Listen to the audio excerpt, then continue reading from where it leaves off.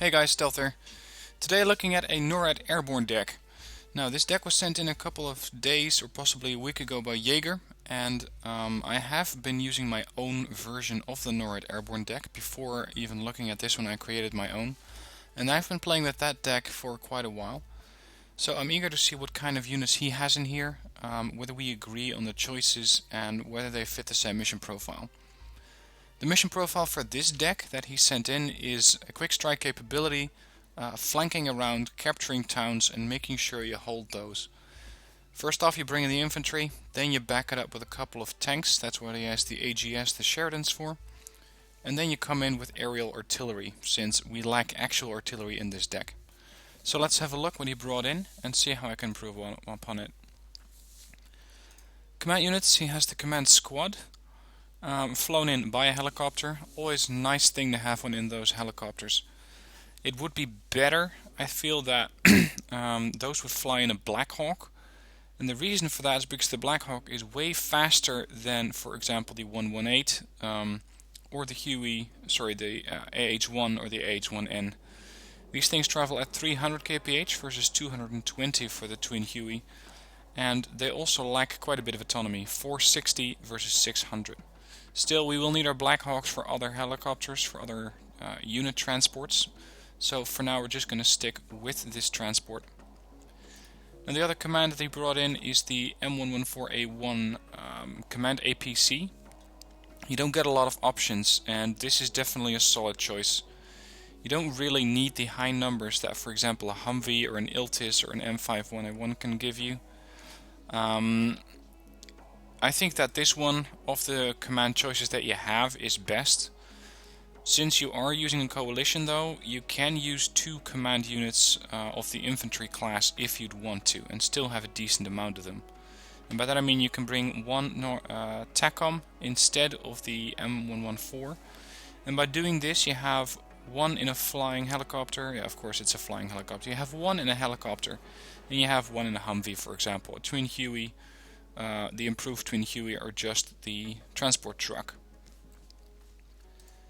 Logistics wise, he also has 2 helicopters, CH-53s and Super Chinooks, and 1 FOB. Now, depending on how many helicopters you're going to be using in a deck like this, you might need 2 FOBs, because I found that especially Hellfires drain FOBs like crazy. So if you're using a lot of expensive and logistical hog helicopters, go for 2 FOBs instead of 2 cars of helicopters, because almost all of your troops, except for the infantry and some of the tanks and transports here, logistics and support, they cannot exactly not make their way back. So all helicopters will make their way back. Everything in the air tab is going to get refueled at the airfield, so that's nothing for you to worry about. So you might not need 2 cards of logistics. Next up, infantry. Let's see what he has here. A lot of Canadian Airborne, and this is definitely something that I'm using as well, because the Canadian Airborne, and especially the 90s version, is a lot better than whatever the US has to offer.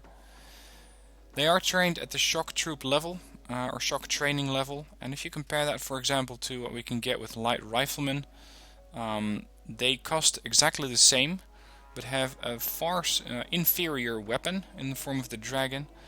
Its armor penetration is 5 points lower, its range is a little over a kilometer better, but I still prefer the Carl Gustaf M3 because you might be able to hit the target with the Super Dragon with 50% accuracy, but if you're not going to penetrate it and if you're going to do 1 damage to it every time, it's not going to make a lot of sense anyway. Other alternatives are the Rifleman 90 for only 15 points. They do have a decent anti-tank weapon in the form of the AT-4. But it lacks range and accuracy. Also, the assault rifle and the M60 versus the Mini-Me that they carry is definitely not as good. Now he's bringing his Canadian Airborne groups in CH-147s. I feel that these are the best helicopters you can use these guys with. Because with these Chinooks you have very fast, and I mean very fast at 300 kph, extreme autonomy helicopter. They have 10 strength, and that is significant because it means that if this helicopter gets hit by an anti-air missile, it will still keep flying. You will need to hit this helicopter again in order to knock it down, and that means that your airborne infantry has quite a good chance of actually making it to the ground alive. Next up, a couple of Highlanders 90. These are definitely good support troops or troops used in combination with the Canadian Airborne. The Highlanders have the Erics in comparison to the Carl Gustaf M3. The Erics is slightly better range and has more armor penetration. And apparently he has the same thought that I had. I use my Canadian Airbornes as my main infantry, combined with a bit of Delta Force depending on the amount of infantry resistance that I'm encountering. And then I bring in a couple of Highlanders 90 for medium range tank engagements and to take out those heavily armored targets with their 25 armor penetration. 2 cards of Delta Force, both in the Frog. I have exactly the same setup, so definitely agree here. Then a card of Light Rifleman 90 in order to get that Super Dragon anyway. I do have 1 card of these in my deck, but I'm not really a big fan of them. And the reason for that is, as I explained, the low armor penetration, the pretty terrible M16. The M240 is actually a very nice weapon, very accurate. Does have a decent rate of fire, nice rate of suppression. So this is definitely one of the nicest weapons on the Light Rifleman. It is not the reason why you get them. Because if you want infantry dealt with, you go with Delta Force. I don't really see a lot of alternatives for the Light Rifleman. I have considered using Pioneers, but I think that Delta Force are going to do a better job at taking out infantry anyway. At least they're going to be faster than the Pioneers. You could go with a card of Rifleman 90 if you want some filler material. But again, I don't think that you really need these. But if you want a cheap alternative, I mean, this is 25 points for the helo and 25 points for the infantry. It's 50 points per infantry group. You can have 25 points for infantry group if you go with a card of Humvees, but that means that some of your infantry will not be airlifted.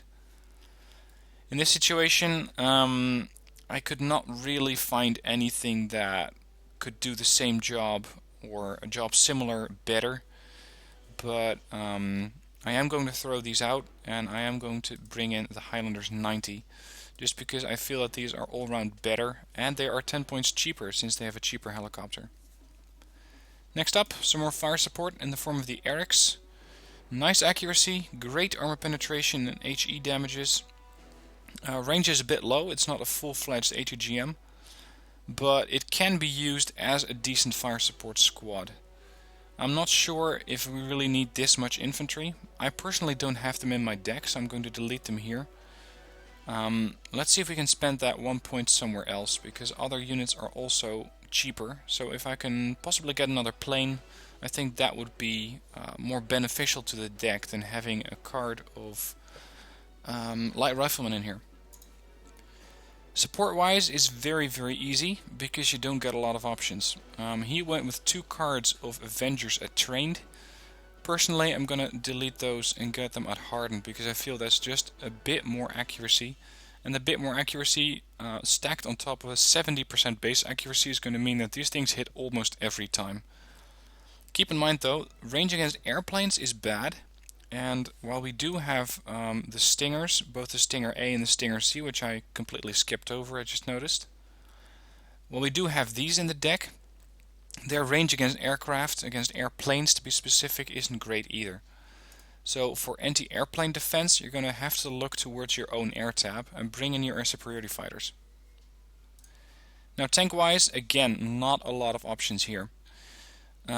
He has 32 Sheridans and then 16 AGSs. I think that's way too many tanks.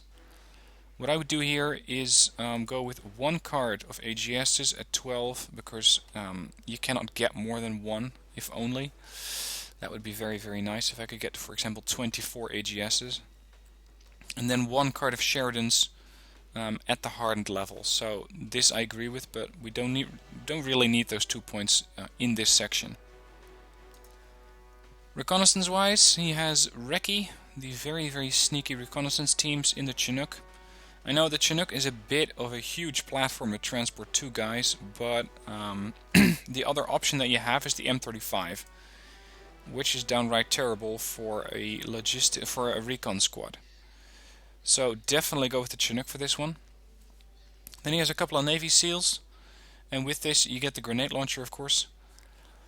If I'm using a deck that is geared pretty heavily towards infantry warfare, I'm usually quite inclined to go with a second card of Navy SEALs to make sure I have that additional card of grenade launcher troops. Now I know we have a lot of Delta Force in this deck already, and the Delta Force are comparably cheaper because the points in the infantry section are cheaper and we only pay 1 point per slot there. So in this situation I'm not going to be doing it, but usually I would try to go with a second card of Navy SEALs or to bring in a card of Rangers. Now I don't think that he has enough reconnaissance in here as it is. He has 7 reconnaissance infantry, 2 longbows, and unfortunately we can no longer get 3 longbows, you're going to have to stick with 2. 1 card of M551 ATSs, or TTSs. Another helicopter that I really like is the Cobra. The reason for that is that it has good optics, it's fast, it has a good amount of autonomy, it is armed, although the rocket pods are not going to do a ton of damage.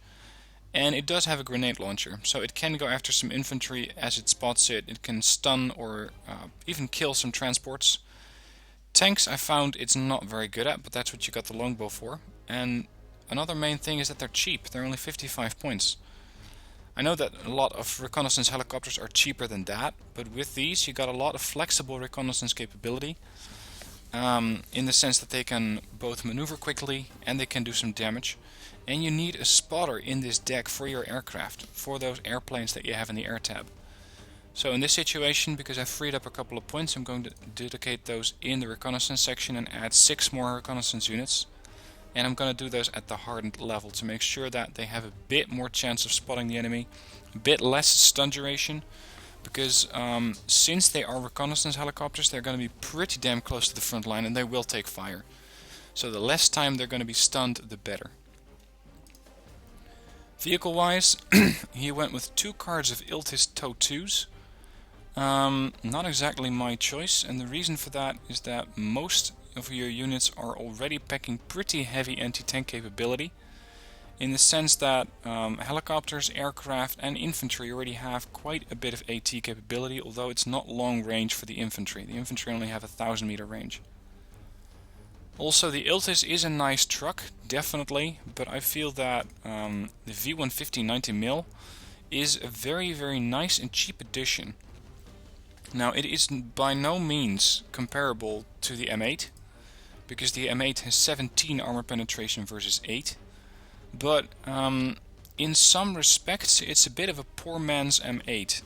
If you need to fill a gap in your lines, I usually bring in a couple of V150s, especially if the enemy is using, for example, a mechanized or a motorized deck, to take out some of those transports and have the infantry get stuck out in the open.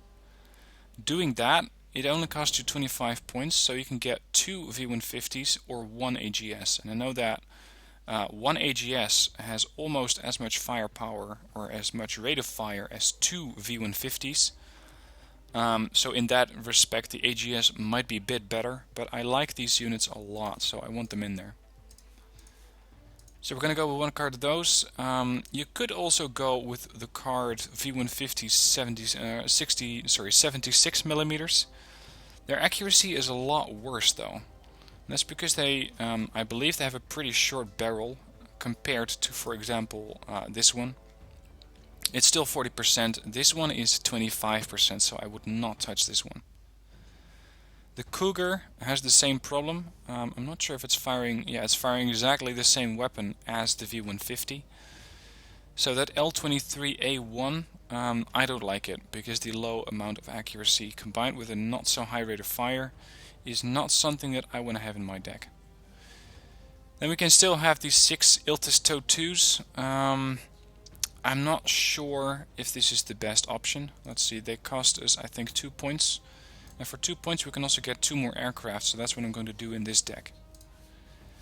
Now helicopter wise, he has almost the same setup that I do. I also bring 3 Apaches in my deck, I bring 4 DAPs in my deck. Apaches are tank killers, DAPs are air killers, if you will.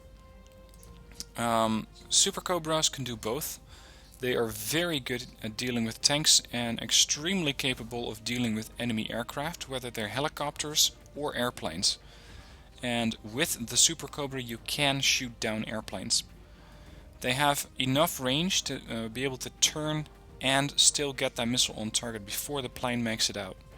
So if you see a couple of these in the battlefield and you're facing off against them, be very, very cautious, because these bastards will shoot your airplanes down. The DAP with its Stinger has a lot harder time doing that.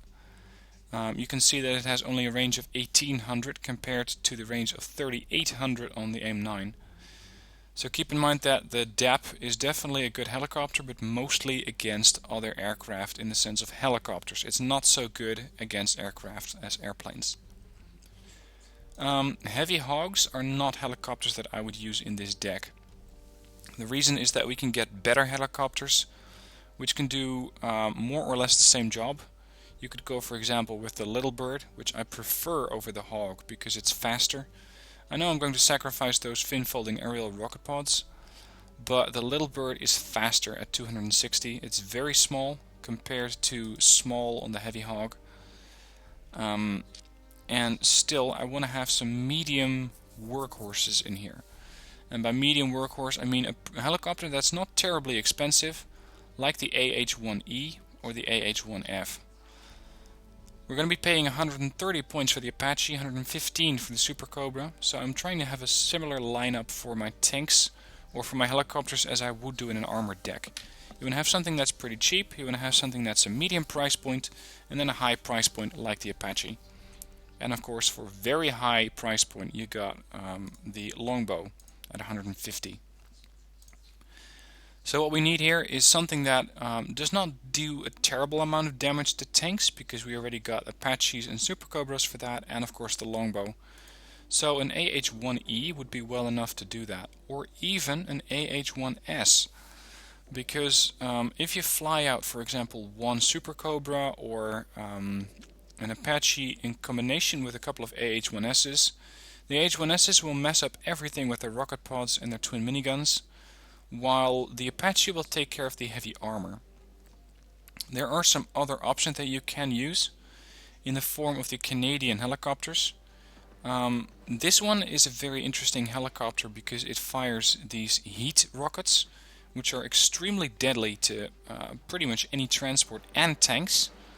So you can use these, and they're very, very cheap at 45 points. They also come with the twin minigun.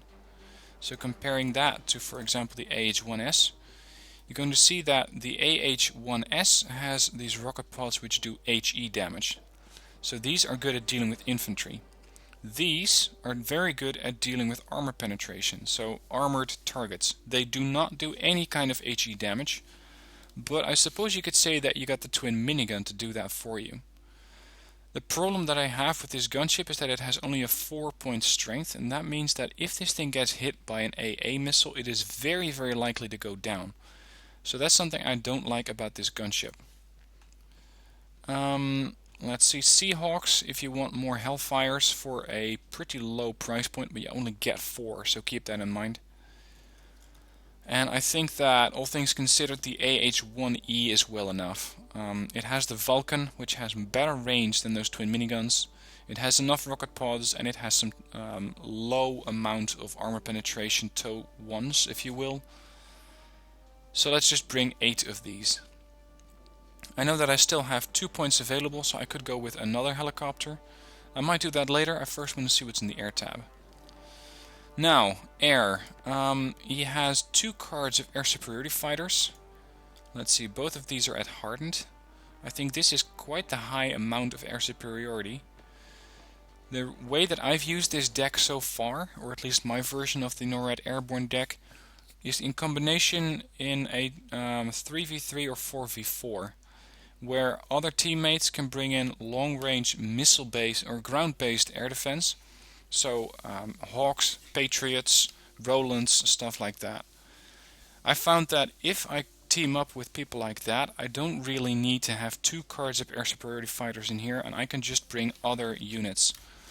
So I'm not going to go with either of these planes, because, for example, with the Eagle we got the F-16 or F-15C Eagle, and we can go for the Block 52, which I feel is an overall better fighter than either the Eagle or the Hornet. So these planes are both out, and I'm going to bring in the Block 52 2 of these at hardened. I might need to add another ASF later, but we'll see about that. And keep in mind, I got 3 more points or 3 more cards to buy here. Seed-wise, let's see what we can bring in. You got quite the amount of options here. We got the Electric Voodoo from Canada. Nice seedplane. It has good range on that Shrike missile. ECM is good at 50%. Speed is 900, so it's okay. It's not the fastest. It's, for example, not as fast as a Raven, traveling at 1000. Price point for these is the lowest of all these seedplanes that you have available. I like the Prowler a bit more because it has a bit better range. It is slower, I know that, and I keep that in mind. Accuracy I think is pretty comparable. Yeah, it's 10% better. And they are a bit more expensive, but you get 700 meters more range. Whereas the Shrike will get into range of ground-based long-range AA. The Prowler won't have that problem. So I personally like the Prowler more than the Electric Voodoo, so let's go with that. Then he has aardvarks, both the E and the F version. The F version is the cluster bomber. The E version is the carpet bomber with the standard Mark 82 bombs. They're both great units, but I found that the aardvarks, both of them, I don't really use that cluster bombing or that carpet bombing capability that they have. I found that for my decks, using for example the not the Harriers, but these Fighting Falcons with only 6 cluster bombs works better. Also, these things are more maneuverable, have an aim 9, have better ECM, and are all round more likely to make it out alive. So I'm going to delete the aardvarks, both of them, in favor of some other aircraft, like the F-16 Falcon C. You can also go with the A version if you want even less bombs. Keep in mind you're also sacrificing 10% ECM, and your aim 9, that air-to-air missile that they have, is an aim 9J with 40% accuracy versus an aim 9M with 60% accuracy. So I'm definitely sticking with this one. What I haven't really seen in this deck yet is a lot of ground bombing capability. So stuff that can really do HE damage. And I know that the Aardvark E version that he had in here, this one, it does have 10 HE, but it's not going to do a terrible amount of damage to, for example, transports and infantry. For that, I want to have the F-15D Eagle with 4 Mark 84 HE bombs, and I want to get the Nighthawk in. I really, really like these aircraft. The Nighthawk is my sniper. This one is not very good at evading missiles at all because it has 0% ECM. This thing relies purely on stealth. And since it has these very, very accurate paveway 3s, I will use this thing to snipe very high point targets. Or, for example, an AA unit. So that has also worked for me. But keep in mind that the AA unit has to be alone. Otherwise you're still very likely to get shot down. The 15D is the one that I use as an overall bomber. And if I could get 2 cards of these, I would definitely go for it. Because these Mark 84 bombs are extremely versatile. They can do damage against all sorts of targets, including tanks. Don't expect them to outright kill a tank, that is if it's not something, say, above the 100 point value. Under the 100 point value you can do a lot of damage to it. And especially light tanks like, for example, the BMP 685 are very likely to get killed off by one of these. Okay, other units that I want to have in here. Let's see what he has in here before I move on. The F-18C Hornet. Very good tank sniper. Exceptional air detection, great ECM, and a lot of these great Maverick missiles. Now I'm also going to bring in another ground support unit, because the way that I use this deck is as a ground support force. So I'm operating in areas where there is not too much AA, or where I've killed off the AA, so that, for example, an armored deck or a mechanized deck can push up under the cover of my jets. And a Thunderbolt is an exceptionally good aircraft to support that. It carries more of these Mavericks, it carries 6 of them, but it also has the Avenger. It is extremely quick to turn, 150, which is, I believe, the lowest turn radius in the game, possibly shared with the Su-25T, but I'm not entirely 100% on that. And these are just extremely nice aircraft. If you don't get these things for the weapons that they use, then at least get them for the noise that they make, as they do a flyby with that Avenger. So that leaves us with one card or 1 point to spend. Not on helicopters because they are more expensive. So what I'm going to do here is get some anti-infantry capacity in here, in the form of, let's say, the Phantom 2. It drops 8 340 kilogram bombs, dropping a lot of napalm onto a town, onto a forest, onto whatever you want, either flushed from infantry, or where you want the enemy to just disappear, where you want them out of a forest, denying a road, stuff like that. They are very versatile. They do have a bit of ECM, although it's not great. They have an AIM-9L, so they can be used against air targets to a certain extent. I would only use these as bomb trucks. That is the main role for these. So, going over it again quickly, we got AT capability in the Hornet and the Thunderbolt. We got a general bomber in the F-15D and the Nighthawk. We got a anti-tank / anti-vehicle warfare in the Fighting Falcon. Seed in the Electric Voodoo, which I, by the way, was supposed to replace with the other Seed craft, the Prowler. You get out and you get in. And then we have an ASF, or 2 ASFs in the form of the Block 52. Now let's see, in Naval he has pretty much everything that he cannot normally get, in the form of mortars, paladins, more high-powered artillery, chaparrals, and PIP-3s. Definitely all choices I agree with. I went with an anti-naval setup, so anti-ship planes, but this will definitely work. I would not take 4 more of these M109A2s, since you already got the Paladin and they can do that job a lot better. So that leaves us with pretty much anything that we want. And I think that these cards, or these tanks, are definitely nice to have. Since an airborne deck cannot get tanks, getting a card of M101HC Abrams in here is going to help out the ground forces a lot. So with that, a couple of adjustments here and there. This is more or less the airborne deck that I'm running with. If you want to use this deck, the link or the deck code is in the description down below. And let me know how you do with this deck. Personally, I recommend it for operations where you have a lot of ground support. Don't expect to be holding a flank completely on your own if it's seeing a lot of action. You will need support from tanks and other vehicles that you cannot bring in on your own. Also keep in mind that seed is very, very important in this deck. So if you feel that I don't have enough seed, go with deleting, for example, one of the anti-ground planes, the anti-tanks, either the Thunderbolt or the Hornet, and get another seed aircraft in. Because so long as the enemy has AA capacity, you cannot safely use your aircraft, or your aircraft will take damage. And with that, it's the end of the video. I got nothing more to say about this deck. So I hope you liked watching it. If you did, please hit the like button down below and consider subscribing to my channel if you haven't done so already. Thanks for watching. I'll see you next time.